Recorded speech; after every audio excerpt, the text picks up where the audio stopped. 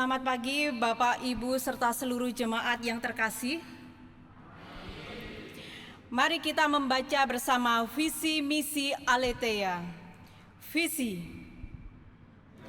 lembaga pendidikan tinggi gerejawi yang memperlengkapi para pemimpin gereja untuk berteologi reform secara kristis, berkemampuan menggembalakan dan berkarakter serupa Kristus. Misi menumbuhkan pemikiran kritis dalam berteologi reform, mengembangkan kemampuan penggembalaan melalui pendidikan kepemimpinan hamba, servant leadership, membentuk karakter serupa Kristus melalui pemuritan. Bapak, Ibu, saudari-saudara yang dikasihi Tuhan, pada saat ini kita masih dalam masa raya Paskah. Biarlah melalui kebangkitan Kristus, kasih kita kepada Allah semakin dihangatkan dan iman kita semakin teguh. Sebab melalui Kristus yang telah mati dan bangkit, kita dapat masuk menghampiri tahta karunia Allah untuk mendapatkan pertolongan tepat pada waktunya. Kita teduh sejenak.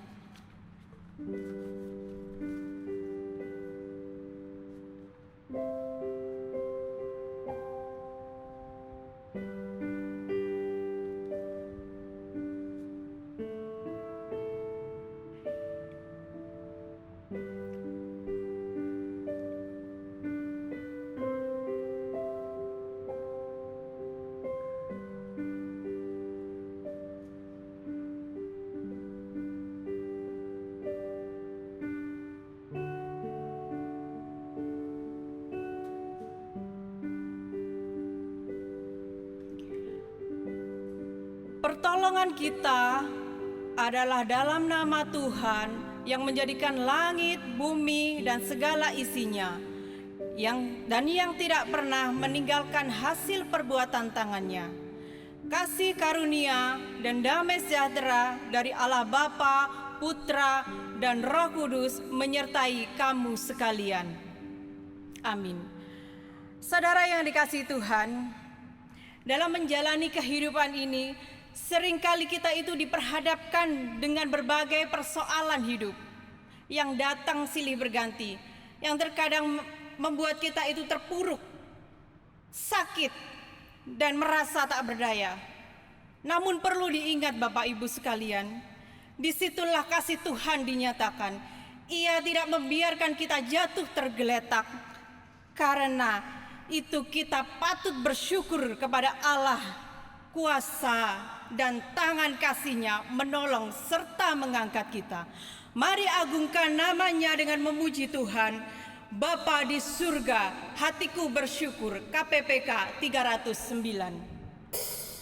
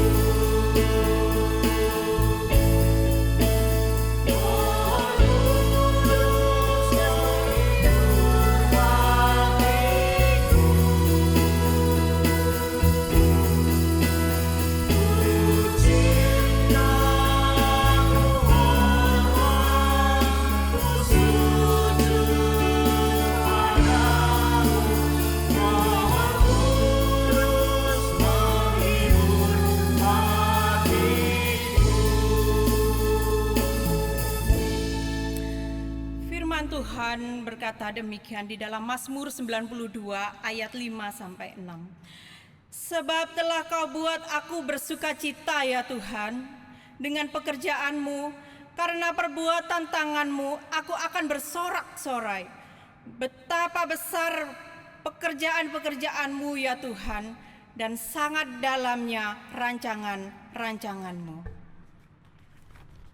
Bapak Ibu yang dikasihi Tuhan, firman Tuhan katakan, karena perbuatan tanganmu aku akan bersorak-sorai. Pertanyaannya, betulkah kita bersorak-sorai memuji Tuhan atas segala perbuatan Tuhan dalam hidup kita?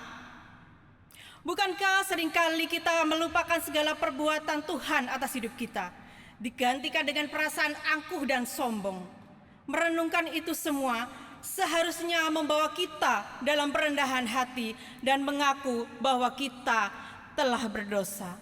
Mari kita menyanyikan pujian PKJ 37, Bila Ku Renung Dosaku.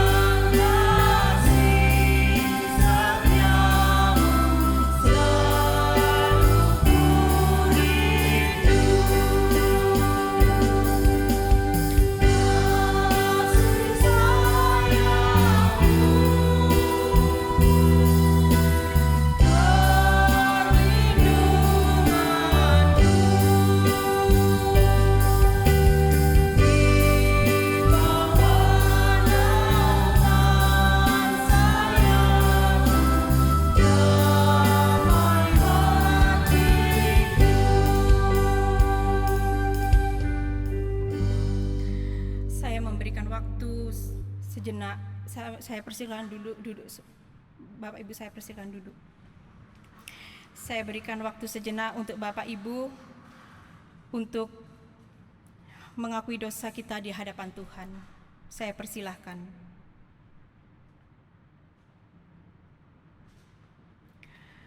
Bapa yang bertahta di dalam kerajaan surga, pada kesempatan ini kami datang ke hadirat-Mu untuk mengakui segala dosa dan pelanggaran yang telah kami perbuat, baik dalam pikiran, perkataan, maupun perbuatan. Ya Tuhan, kami menyadari bahwa seringkali kami melakukan apa yang jahat di hadapan-Mu dan sesama kami. Seringkali karena kesibukan kami, lari di hadapan-Mu dan mengabaikan penyertaan-Mu atas hidup kami. Kami terlalu egois serta bebal, merasa diri hebat dibandingkan dengan orang lain. Hati kami dipenuhi perasaan iri, buruk sangka. Kasihanilah dan ampunilah kami ya Allah. Mampukan kami untuk hidup seturut kehendak-Mu oleh tuntunan Roh Kudus yang tinggal di dalam hati kami. Alaskan doa kami dalam nama Tuhan Yesus Kristus. Amin.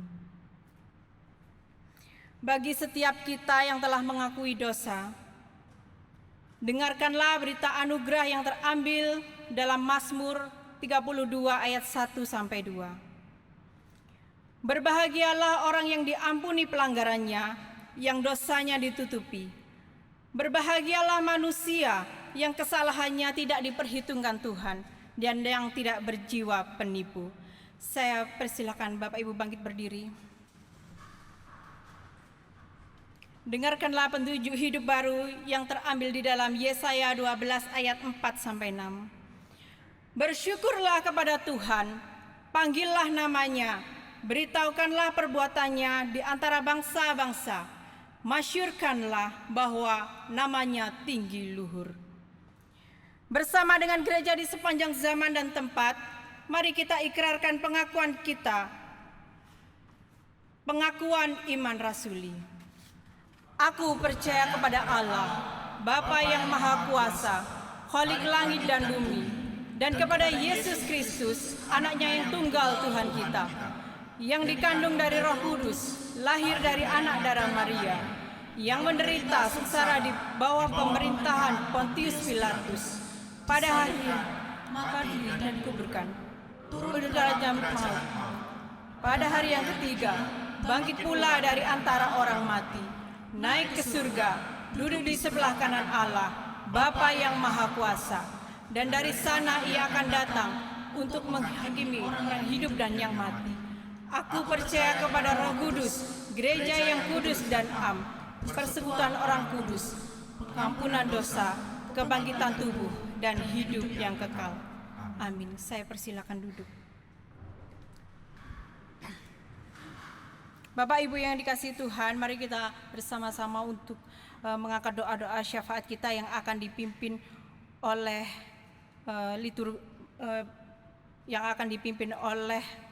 singer. Kita akan berdoa. Yang pertama berdoa bagi pendaftaran maba. Kiranya Tuhan menggerakkan hati pemuda supaya memiliki iman yang teguh dan rindu untuk melayani Tuhan. Yang kedua, berdoa untuk mahasiswa STT Aletheia yang akan melakukan ujian proposal dan skripsi serta ujian akhir. Kiranya Tuhan memberikan kesehatan, iman yang teguh dan mengandalkan Tuhan dalam menjalani proses yang dilalui. Yang ketiga, kita akan berdoa untuk bagi bangsa dan negara. Kiranya Tuhan menolong para pemimpin memiliki hati yang bijaksana dalam menjalankan tugas dan tanggung jawabnya. Saya persilakan. Mari kita berdoa. Tuhan, kami mengucap syukur akan segala pertolongan Tuhan dalam kehidupan kami. Engkau adalah Tuhan yang layak kami sembah dan kami tinggikan. Pada pagi hari ini kami datang memohon pertolongan-Mu ya Tuhan, di mana kami berdoa untuk STT Aletheia.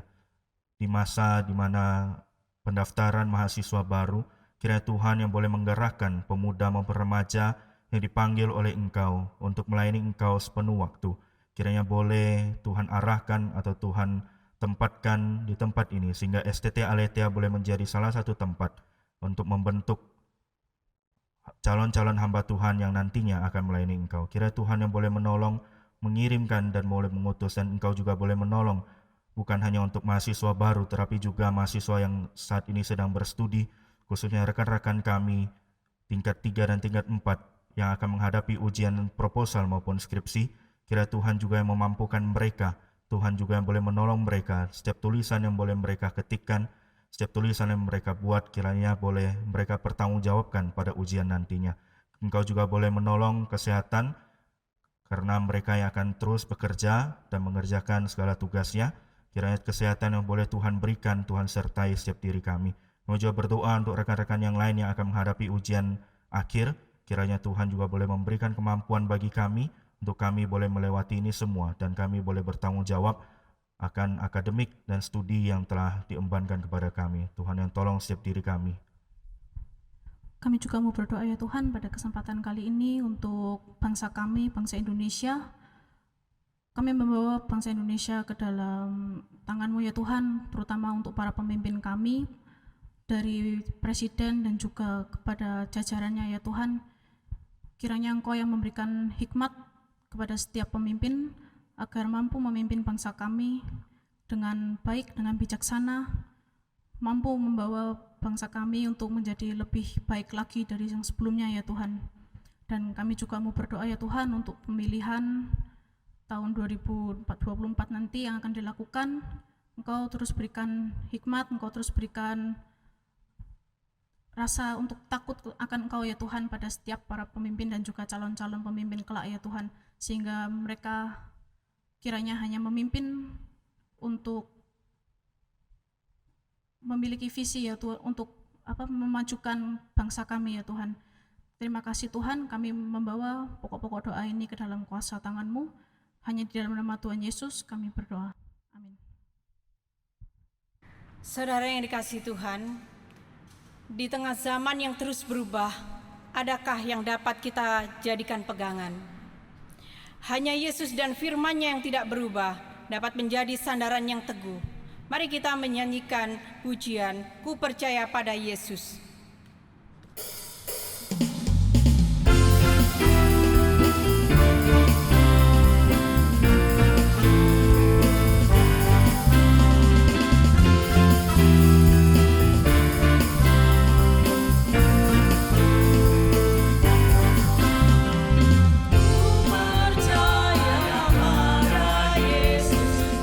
Firman-Nya yang bahkan ku bersama.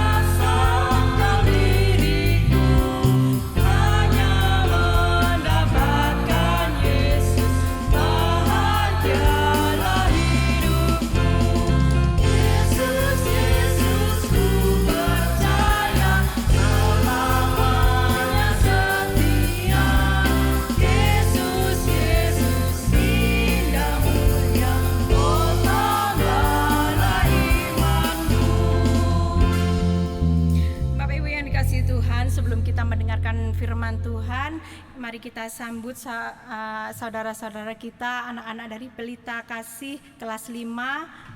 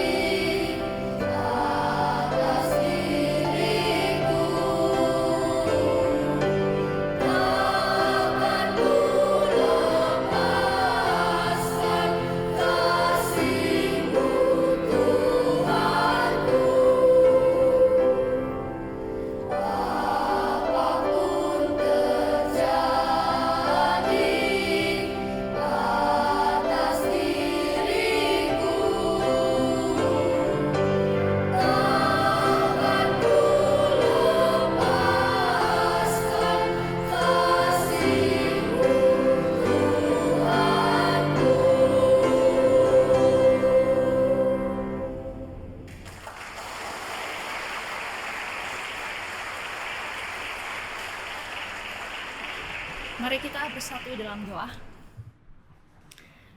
Kami bersyukur pada Tuhan pagi ini dan hati kami siap untuk merenungkan firman-Mu. Berfirmanlah kepada setiap kami. Jadikan hati kami sebagai hati yang mau belajar dan menjadi pelaku firman Tuhan. Pertolongan dari Roh Kudus-Mu yang akan memampukan setiap kami, Tuhan. Terima kasih Bapa, di Yesus kami berdoa. Amin. Bapak Ibu Saudara yang terkasih, bagi kita yang mengikuti perkembangan berita kekristenan, pasti kita masih ingat ya dengan kejadian fenomenal 2 bulan yang lalu, Asbury Revival. Ada yang masih ingat? Ada yang tahu? Jadi kejadiannya di Asbury College di sana ya, di chapelnya. Salah satu alumni kita yang masih ingat tuh tahun lalu sempat khotbah ya, Bapak Hansun yang lagi studi di sana. Jadi peristiwa fenomenal apa? Ternyata ada semacam kebangunan rohani di sana. Jadi pada tanggal 8 sampai 24 Februari selama 3 minggu, dimulai dari chapel pagi mereka jam 10 sampai jam 10.45, ibadahnya mirip kita ya, ada liturginya. Tapi berbeda pada saat itu, harusnya selesai ibadahnya, tapi mahasiswa tidak pergi. Mereka melanjutkan dengan ibadah, doa pujian, pengakuan dosa, dan acaranya tidak ada hiruk pikuk, tidak ada huru hara, dan tidak ada keributan, tapi ibadah berlangsung dengan spontanitas, hikmat, tenang. Jadi ini menjadi viral banget, trending banget dalam dunia kekristenan, sampai diberitakan di mana-mana ya, termasuk di grup-grup ya. Dihadiri rata-rata 15.000 orang per harian selama 3 minggu. Total jumlah pengunjung 50.000 sampai 70.000 orang, dan dihadiri dari 200 lembaga dan seminari. Jadi ini menjadi peristiwa pengalaman fenomenal, karena sebelumnya mereka juga pernah alami di tahun 70. Jadi ini yang menggambarkan dunia kekristenan, sebuah hal yang di luar kebiasaan. Ini kan sebuah pengalaman spektakuler. Tentu dari kacamata kita sebagai orang-orang yang sudah belajar firman Tuhan secara biblikal, sistematikal, dan semua kita sintesakan. Kita tahu bahwa mujizat atau peristiwa ataupun pengalaman fenomenal, spektakuler bukan menjadi hal yang prioritas kita, bukan yang kita kejar, menjadi bukan hal yang terpenting, karena ada hal yang lebih penting di balik semuanya itu. Kita tahu ya. Dan salah satu dasarnya terdapat dari Lukas pasal 17. Mari kita lihat ya. Meskipun secara pribadi saya tidak membenci namanya mujizat. Saya sendiri pernah mengalami secara mata saya, kepala saya sendiri menyaksikan karya Tuhan, mujizat secara harafiah. Melihat ada jemaat yang saya layani, dia divonis dokter tinggal 2 tahun hidupnya. Tapi setelah diinjili, dilayani oleh tim hamba Tuhan, akhirnya yang dulunya lumpuh bisa sehat kembali, dan kami mengucap syukur.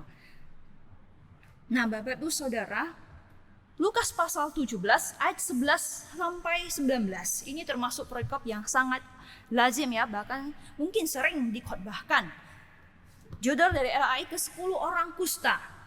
Jadi bicara soal mujizat, tapi bukan penekanannya pada mujizat. Ada hal yang lebih penting yang sudah saya utarakan di dalam judul, yaitu gratitude, ucapan syukur, yaitu iman yang relational.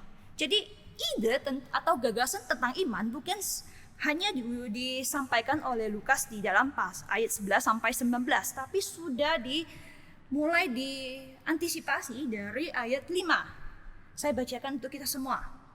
Lalu kata rasul-rasul itu kepada Tuhan, tambahkanlah iman kami. Kenapa tiba-tiba ada kata tambahkanlah iman kami? Karena didahului dengan pernyataan Tuhan Yesus, kalau kita harus mengampuni, kalaupun dia bersalah pada kita harus mengampuni 7 kali. Kelihatannya setelah, kan gaya penulisannya dari Lukas ini seorang yang sangat sistematis ya, kronologikal. Jadi kelihatannya ketika para murid-murid diminta untuk mengampuni, melakukan hal pengampunan, mereka merasa susah. Mereka bilang, tambahkanlah iman kami.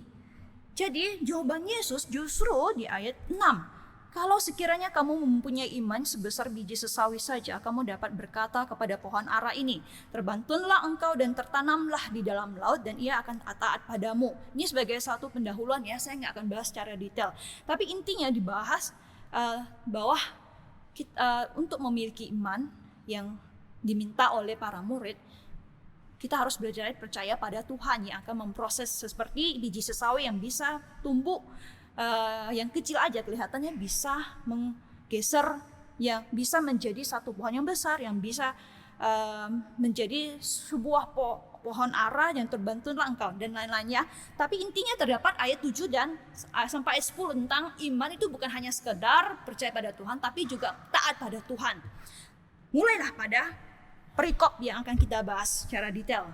Ayat 11 sampai ayat 19 ini tentang mujizat, tapi bukan yang paling penting, karena ada hal yang paling penting di balik mujizat itu.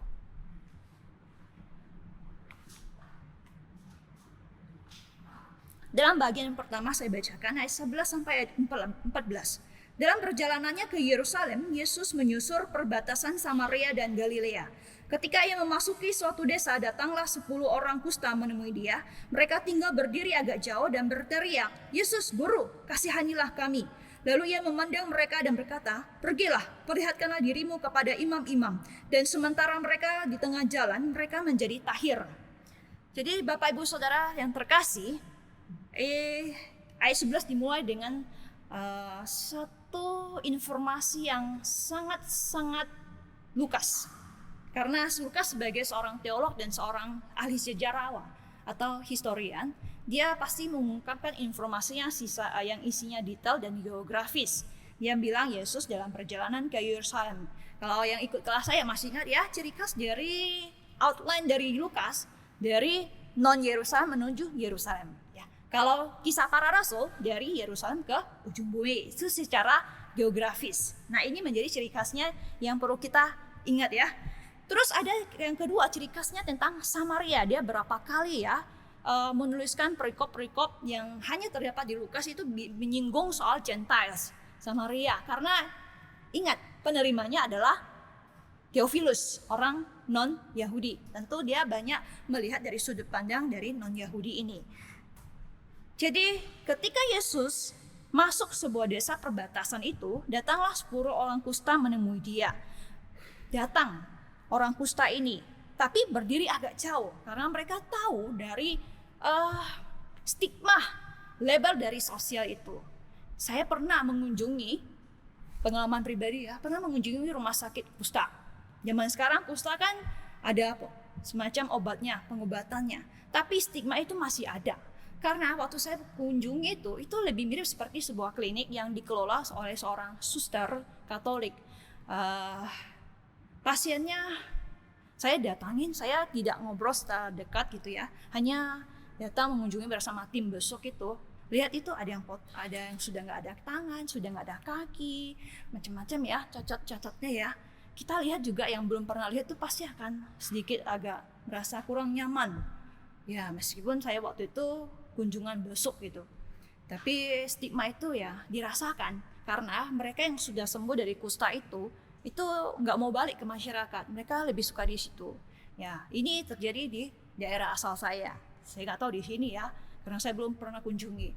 Tapi itu bisa mewakili stigma yang sudah berlangsung ribuan tahun yang lalu ya, yang mirip-mirip dengan penderita HIV/AIDS ya, dan penderita misalnya di zaman awal pandemi, penderita COVID-19 itu.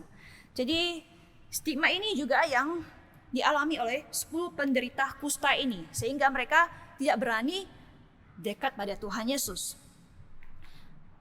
Jadi Bapak Ibu Saudara yang terkasih,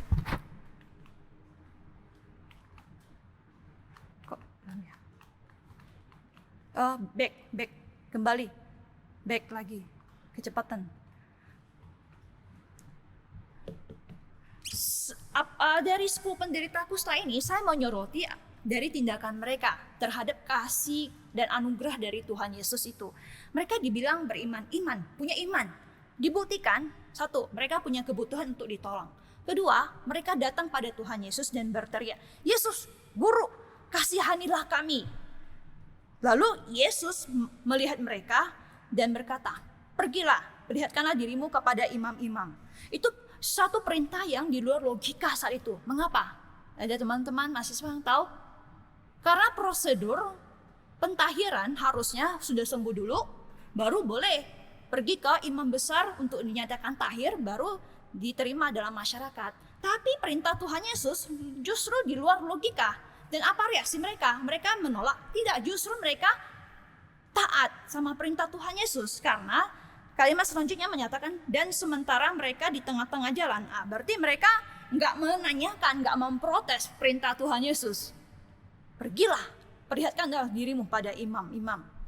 Nah, itu sebenarnya menunjukkan bahwa mereka memiliki iman, bahwa mereka mau taat pada Tuhan Yesus. Ada sesuatu hal dalam diri 10 penderita kusta ini dan menjadi tahir. Namun, ada namunnya Bapak Ibu Saudara. Dicatat dalam ayat 15 dan seterusnya ya. Baik ya. Kembali. 15 ayat 15. Seorang dari mereka ketika melihat bahwa ia telah sembuh, kembali sambil memuliakan Allah dengan suara nyaring. Lalu tersungkur di depan kaki Yesus dan mengucap syukur kepadanya. Orang itu adalah seorang Samaria. ternyata dari 10 orang yang dalam perjalanannya taat pada perintah Tuhan Yesus, mereka mengalami kesembuhan. Kesembuhan adalah hasil dari ketaatan mereka. Saudara bisa camkan ya kata-kata ini ya. Kesembuhan adalah hasil dari ketaatan mereka. Mereka bisa taat dengan risiko bahwa mereka tidak sembuh. Itu adalah risiko dari ketaatan mereka. Tapi justru ada satu yang memberikan respon lebih dari 9 orang penderita kusta ini. Dan Yesus merespon, ayat 17. Lalu Yesus berkata, bukankah ke-10 orang tadi semuanya telah menjadi tahir? Di manakah yang ke-9 orang itu?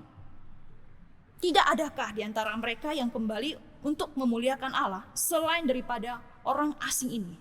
Jadi sebenarnya Yesus itu nggak masalah. Mereka taat sama perintah Tuhan. Tapi Yesus mempertanyakan mereka yang tidak memberikan respon balik atas kasih karunia Allah, atas pekerjaan Tuhan melalui mujizat ini kepada mereka. Sebenarnya kalau soal ketaatan itu banyak dibahas oleh Tuhan Yesus, termasuk di perikop sebelumnya ayat 7 sampai ayat 10. Di Lukas pasal 5, kisah tentang penjala manusia, Petrus dan murid-murid itu sudah seorang penelayan ya, yang Bapak Ibu Saudara kalau mau cek di Lukas pasal 5, mereka juga belajar ketaatan. Mereka sebagai orang nelayan yang sangat menguasai laut, kapan munculnya ikan, kapan waktu terbaik. Mereka bekerja sepanjang malam nggak menemukan ikan, tapi Tuhan perintahkan mereka, tangkaplah sebagian sebelah sini. Akhirnya mereka taat meskipun Petrus agak protes dan mereka mendapatkan hasil ketaatan mereka, yaitu hasil tangkapan yang sangat banyak. Nah, itu pelajaran ketaatan. Tapi di sini Yesus tahu mereka taat 10 penderita kusta, tapi ada satu yang memberikan respon lebih dari perintah Tuhan Yesus. Dari sekedar perintah Tuhan Yesus untuk pergi kepada imam, yaitu respon ucapan syukur. Menjadi kita perenungan kita sepanjang satu semester dan hampir akhir dari satu semester ini. Karena satu orang kusta yang memberikan respon lebih, disampaikan dengan penekanan 3 kali oleh si Lukas. Penekanannya apa? Memuliakan Allah dengan suara nyaring. Yang kedua, tersungkur di depan kaki Yesus. Yang ketiga, mengucap syukur kepadanya. 3 ekspresi sebenarnya intinya sama, yaitu gratitude, mengucap syukur, berterima kasih, bersyukur pada Tuhan. Intinya sama. Nah, ini yang sebenarnya diinginkan Tuhan karena Tuhan memuji dia. Ayat 19. Lalu ia berkata kepada orang itu, berdirilah dan pergilah, imanmu telah menyelamatkan engkau. Tuhan Yesus merekognisi orang kusta itu yang merespon mengucap syukur atas mujizat itu dan berkata, iman telah menyelamatkan orang kusta itu. Ini semua pernyataan keselamatan, tapi sebenarnya Tuhan sedang memuji dari respon orang kusta itu. Bapak Ibu Saudara, kalau saya mengutip perkataan dari Der Bock ini, seorang ahli PB ini, dia bilang, gratitude represents a fundamental response of faith to God's work. Ucapan syukur sebenarnya merepresentasikan atau mewakili respon yang paling dasar iman terhadap karya keselamatan Allah atau karya Allah. Pernyataan yang sangat penting bahwa kita perlu taat ya sama Tuhan dalam relasi kita ya. Ini menjadi spiritual check up kita juga ya. Kita punya kebutuhan datang pada Tuhan. Kita datang pada Tuhan. Kita semua yang hadir di sini sudah sebenarnya menunjukkan tindakan iman. Kita hadir di sini, kita sebenarnya sepertinya merespon pada anugerah Allah. Kita taat melakukan segala yang Tuhan minta melalui panggilan Tuhan, proses pembentukan studi. Tapi apakah itu cukup? Tidak. Karena Tuhan menginginkan bukan hanya respon ketaatan saja, tapi gratitude. Karena ini yang Tuhan responkan kepada penderita kusta ini. Mengapa ini hal menjadi yang sangat penting? Karena problem kita orang-orang Kristen pada umumnya, saya juga mengakui, kita sering lupa untuk bersyukur. Kita kadang lebih gampang mengucap syukur untuk pengalaman atau peristiwa fenomenal spektakuler.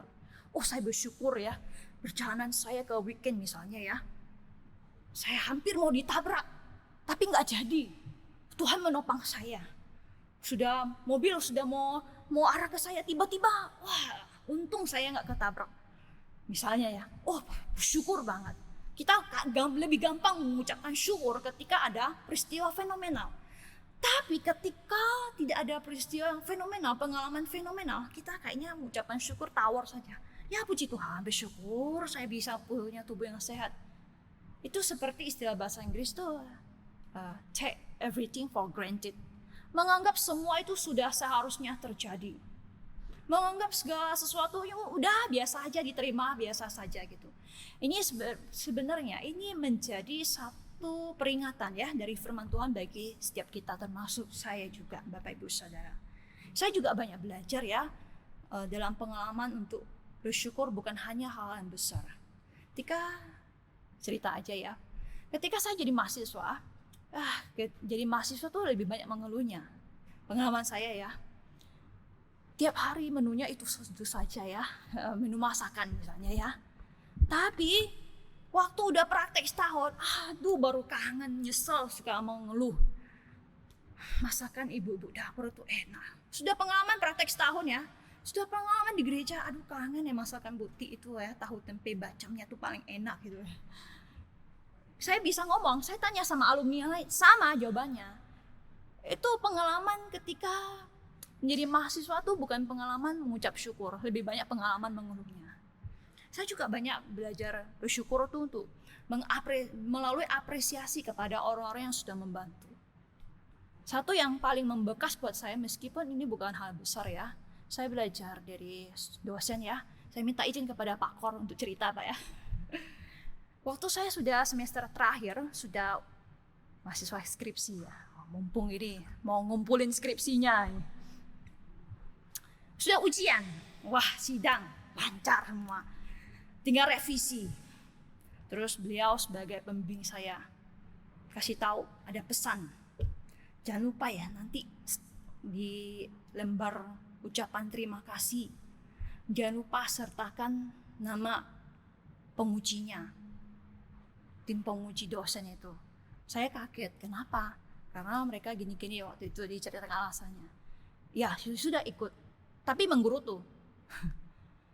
Terus dikasih tahu lagi sama beliau, jangan lupa ya dosen penguji itu dikasih apresiasi, gak usah yang mahal-mahal, belikan souvenir, belikan waktu itu souvenir yang lebih agak bagusan. Saya nggak kasih kode keras ya, buat teman-teman tinggal 4 ya, tapi ini pengalaman saya itu. Saya ya udah ikutlah pembimbing, soalnya pembimbing itu berkuasa, maha kuasa. Tapi hati menggerutu. Ngapa? Karena dosen penguji itu bagi saya itu seperti polisi, tukang kritik. Saya sudah kerja skripsi 1 tahun ya. Yang paling tahu proses saya mengerjakan banting tulang itu ya, dosen pembimbing. Tapi saya disuruh memberikan apresiasi. Ini kan mereka kan sudah seharusnya, sudah sewajarnya mereka nguji kita, dan mereka tukang kritik, ngapain saya kasih apresiasi? Nah, saya menggerutu seperti itu. Sudah lewat begitu saja. Baru tahu susahnya tuh jadi dosen penguji kalau waktu sudah jadi dosen. Kita dosen penguji ya, ini cerita saja ya karena pengalaman saya pribadi. Dosen penguji itu ya bukan hanya berleha-leha cari kesalahan, tapi punya semangat ingin membantu memperbaiki naskah skripsi atau tesis yang masih memiliki kelemahan ataupun lubang-lubang yang harus ditutupin gitu. Jadi semangatnya ingin membantu, sampai mungkin ya kalau menguji itu skripsi itu bukan hanya 1. Waktu yang dikasih seminggu nguji skripsinya 5 misalnya ya. Jadi baca tulisan 80-90 halaman itu dengan waktu 1 minggu itu butuh usaha intensional. Jadi akhirnya jadi dosen baru tahu susahnya nguji skripsi. Untungnya sudah diingatkan antisipasi dulu sama dosen pembimbing dulu. Waktu itu saya ingat dosen penguji saya itu Pak Gumulia sama Pak Mark Simon. Ya saya bersyukur, dan ini pengalaman saya. Kita manusia tuh naturnya itu seperti itu, lupa untuk bersyukur, pada hal-hal kecil, menganggapnya sudah seharusnya terjadi. Loh, ngapain saya mengucap syukur buat teman saya yang kerja rutin? Memang menjawab mereka sudah seharusnya mereka lakukan. Atau ngapain saya berterima kasih? Nah, ini mungkin hal-hal yang harus kita hindari. Mindset itu yang harus diubah. Karena ini juga merupakan indikasi dari relasi kita dengan Tuhan. Ketika kita bisa mengucap syukur pada Tuhan, itu menunjukkan relasi kita kepada Tuhan bukan sekedar relasi taat perintah, tapi sudah lebih dari itu. Interaksi yang sudah melebihi relasi yang biasa-biasa saja. Saya nggak tahu pergumulan kita semua, apakah kita berada dalam kondisi gampang untuk bersyukur atau susah untuk bersyukur. Misalnya untuk keluarga kita, untuk dosen-dosen kita, untuk teman-teman kamar kita, teman-teman sekelas kita. Lebih mudah mengucap syukur atau lebih susah mengucap syukur? Marilah kita belajar melihat dari teks Lukas pasal 17 ini, ayat 11 sampai 18. Yang Tuhan inginkan dalam perjalanan spiritualitas kita bukan hanya sekedar taat, Tuhan saya mau taat, Tuhan saya punya waktu, saya sediakan waktu. Tapi lebih dari itu, apakah kita bisa mengucap syukur untuk hal-hal kecil yang Tuhan anugerahkan, Tuhan kerjakan dalam hidup kita. Hal-hal yang kelihatannya sepele, hal-hal yang kelihatannya umum banget, sudah biasa banget.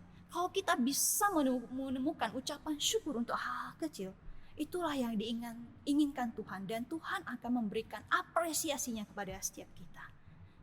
Bagaimana dengan setiap kita? Mari kita berdoa.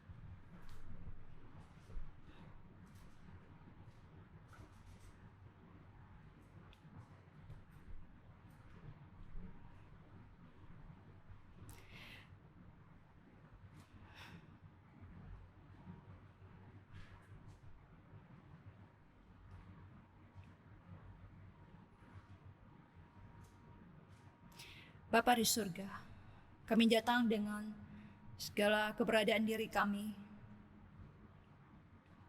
Kami bersyukur Tuhan mengingatkan setiap kami bahwa relasi kami yang terpenting bukan terletak pengalaman-pengalaman ajaib yang kami alami. Kami bersyukur ketika kami punya pengalaman yang spektakuler dari Tuhan. Tapi sebenarnya yang Tuhan inginkan dari kami bukan hanya soal ketaatan atau pengalaman khusus, tapi Tuhan menginginkan kami memiliki iman yang relasional melalui ucapan syukur kami Tuhan. Seperti yang dilakukan oleh seorang penderita kusta dari Samaria ini Tuhan. Tolong setiap kami Tuhan, ketika kami lupa mengucap syukur, kami minta ampun, kami mohon Tuhan yang menolong kami untuk melihat dalam setiap hal-hal yang paling kecil kami bisa bersyukur dan kami bisa berikan apresiasi pada orang-orang di sekeliling kami. Tuhan tolong kami untuk membudayakan diri kami dengan budaya apresiatif, baik kepada Tuhan dan kepada sesama kami Tuhan. Terima kasih Bapa. Dalam nama Tuhan Yesus kami berdoa. Amin.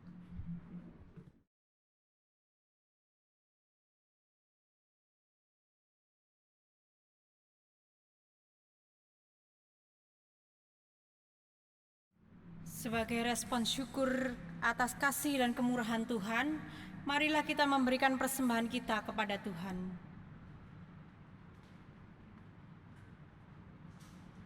Persembahan dapat diberikan juga melalui scan QR yang sudah tertera di atas.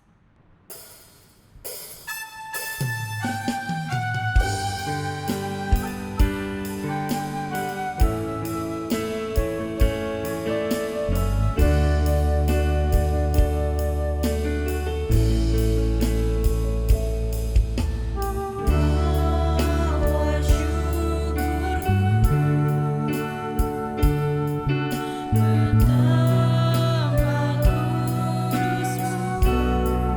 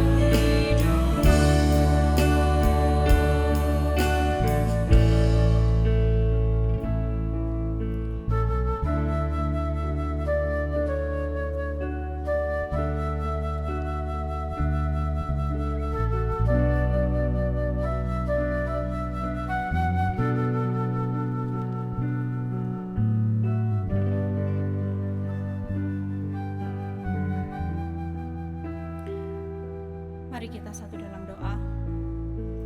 Bapa di dalam surga, kami ucapkan syukur terima kasih atas segala berkat yang Kau limpahkan kepada kami. Dan pada saat ini kami mengembalikan sebagian berkat kami kepada Engkau.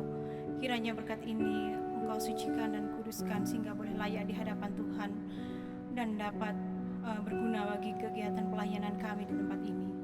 Terima kasih Tuhan, berkatilah tangan-tangan yang sudah memberikan maupun belum yang memberikan, Tuhan juga memberkati. Terima kasih Tuhan, inilah doa kami. Di dalam nama Tuhan Yesus Kristus kami berdoa. Haleluya. Amin.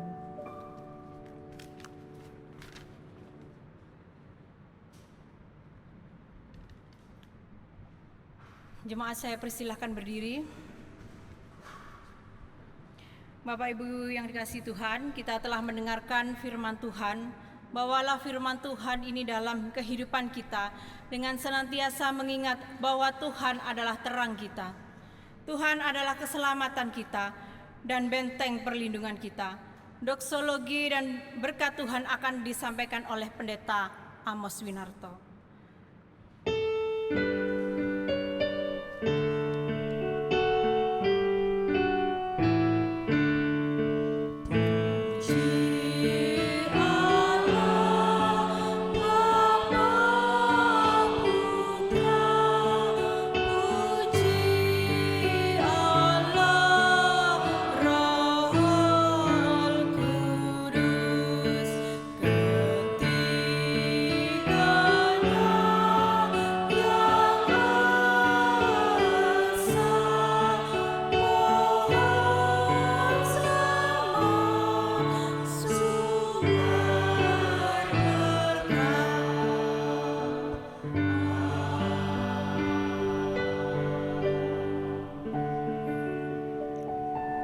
Jemaat kasih Tuhan, mari kita mengarahkan hati kita.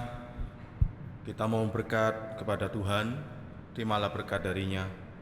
Kiranya kasih yang ajaib dari Bapa, anugerah yang sempurna dari Tuhan kita Yesus Kristus, damai sejahtera yang melampaui segala akal dari Tuhan Roh Kudus, beserta dengan saudara-saudara sekalian. Hiduplah senantiasa di dalam ucapan syukur, karena Tuhanlah Tritunggal senantiasa memberkati saudara-saudara sekalian, mulai hari ini dan seterusnya. Amin.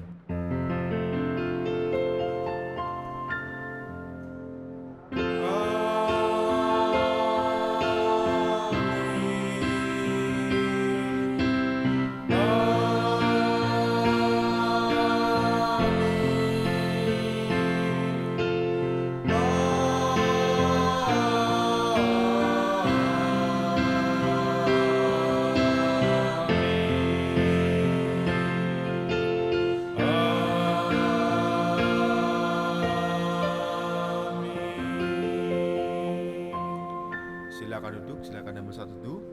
Pada selesai, Tuhan Yesus memberkati.